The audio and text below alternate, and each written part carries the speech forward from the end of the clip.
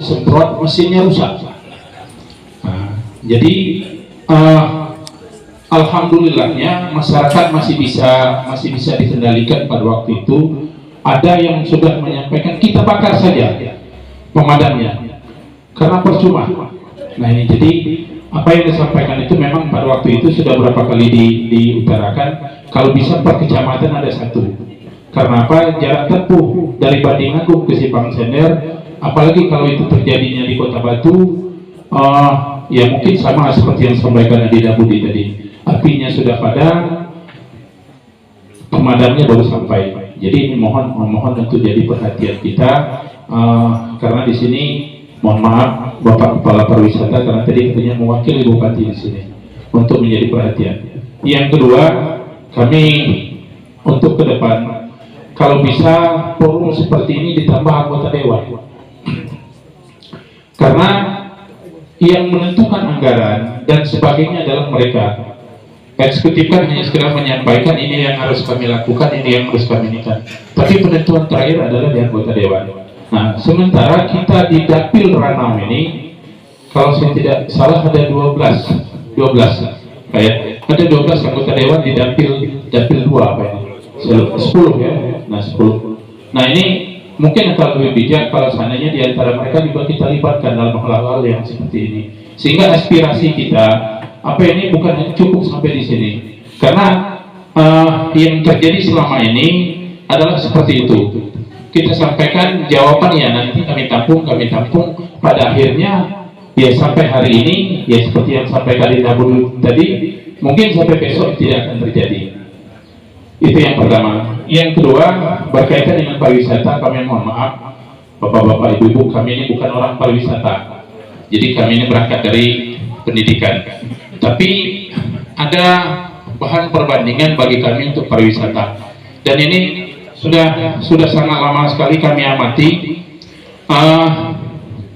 Mohon maaf, kebetulan Adida Koni juga sama satu basic kami asal pendidikan. Kami ada percontohan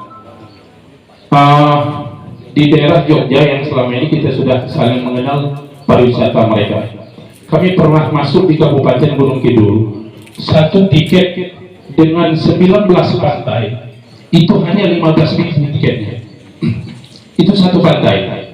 Kita masuk dari manapun titiknya masuk, itu hanya 15.000. Satu mobil, bukan satu orang. Nah, kita mau masuk terasa di mana? Parkir kita tidak diminta lagi. Jadi begitu kami ngobrol dengan pelaku di sana, kenapa alam kecil seperti ini? Kecil Pak, tapi kalau setiap hari masuk, akhirnya kan besar. Nah, sementara kita di sini di tempat mereka, setiap kita masuk daerah itu, setiap kuliner yang dimasuki, mereka sudah punya daftar masing-masing. Sementara kita di Ranau, pelaku pariwisata khususnya kuliner yang ada di sini, kita tidak punya daftar. Masuk si A, ayam ikan bakar 10.000, masuk di yang sebelah 80.000. Ikannya sama besarnya, ya ikannya sama besarnya. Akhirnya apa? Kebanyakan orang bilang, tidak usah lagi jalan ke Ranau. Alangkah mahalnya masakannya. Beli dewe, kita beli di kami ngambil mohon maaf, beli di Simpang 3 Kota Batu 30.000, mungkin 20.000, bisa saling tawar, ya panggang dewe.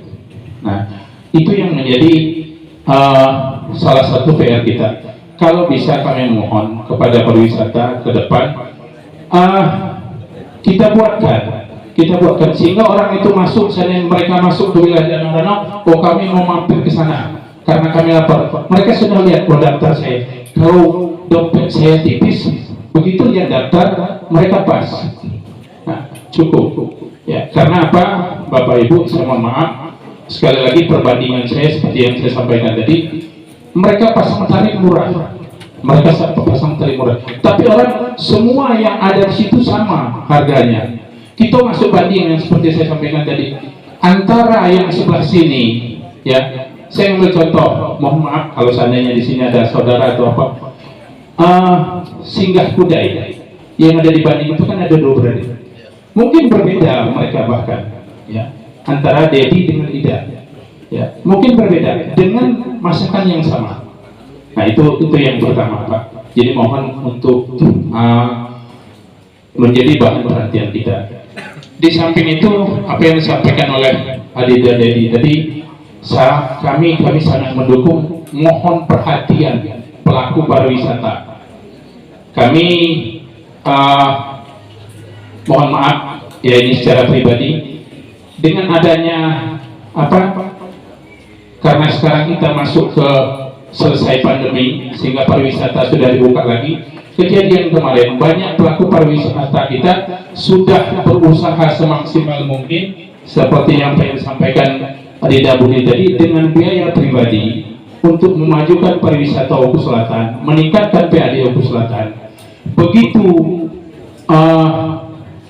dia punya permasalahan, tidak ada perhatian dari Pemkab. Nah, tidak ada perhatian dari Pemkab. Pada akhirnya dia hancur. Begitu ditanya, aku usaha dewe. Begitu sudah maju dan sebagainya, ya dari pihak yang di atas seolah-olah tidak ada perhatian. Nah, jadi kami penekanan yang kedua di sektor yang itu untuk kepala dinas pariwisata. Yang ketiga, mohon maaf Pak P agak banyak. Yang ketiga, karena di sana judul peningkatan SDM lokal. Di sini setahu kami dan kebetulan tadi Ketua Pembina Kompas ini katanya salah satu di SKK Migas.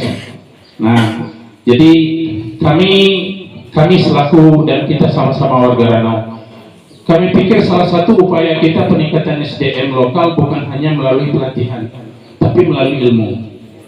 Karena menurut kami kita punya ilmu, tapi kita tidak punya kecakapan untuk menerapkan ilmu, itu mubazir. Kita punya kecakapan tapi kita tidak bisa menerapkan ilmu juga, pada akhirnya mubazir.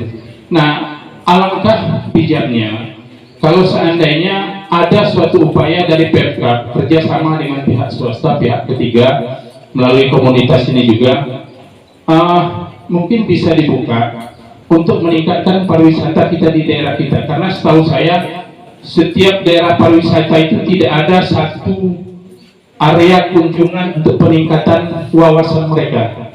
Contoh perpustakaan, ya contoh perpustakaan. Jadi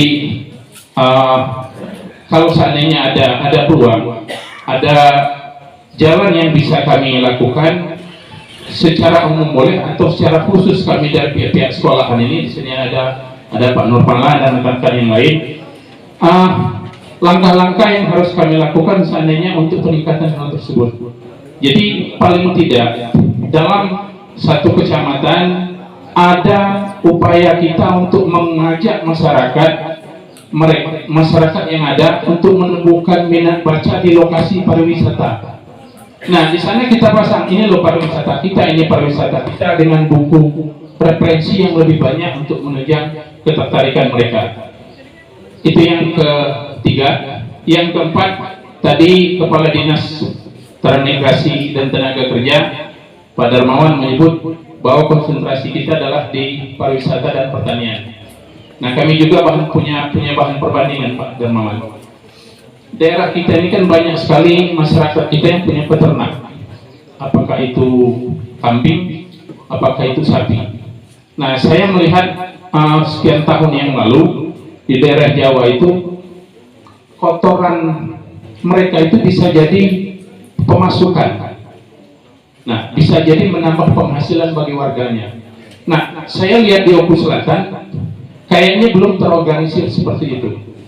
Sementara setiap hari kami melihat lewat di jalan depan ini, mobil dari Liwa sana ngambil kotoran ayam ya, apa kotoran yang lain dari Palembang dibawa ke Lampung Barat untuk meningkatkan hasil pertanian mereka. Nah, kenapa tidak Oku Selatan mencoba mengorganisir hal yang seperti itu untuk meningkatkan petani kita, bahkan bisa jadi untuk meningkatkan petani di daerah lain. Jadi mungkin itu yang bisa kami sampaikan. Mohon maaf dengan bapak-bapak, ibu-ibu kalau seandainya apa yang kami sampaikan ini terlalu panjang dan ada hal-hal yang kurang berkenan di hati bapak-bapak dan ibu-ibu sekalian. Terima kasih. Wassalamualaikum warahmatullahi wabarakatuh. Waalaikumsalam warahmatullahi wabarakatuh. Terima kasih untuk jadi sedikit ingin menyampaikan, inilah FGD, bukan hanya mendengarkan dari narasumber, justru mendapatkan juga masukan-masukan dari peserta. Jadi memang bicara waktu terbatas, tetapi kita yakin dari 3 penanya tadi banyak hal yang kita tarik. Untuk Pak Sirhan, saya bisa satu yang bisa langsung saya jawab. Begitu nanti sekretariat Kompas Ranau ini bisa diresmikan dan setelah diperiksa ke Sebangpol, maka kami akan mengirim buku-buku ke sekretariat sebagai awal untuk membangun perpustakaan. Dan saya juga akan usahakan khususnya pariwisata.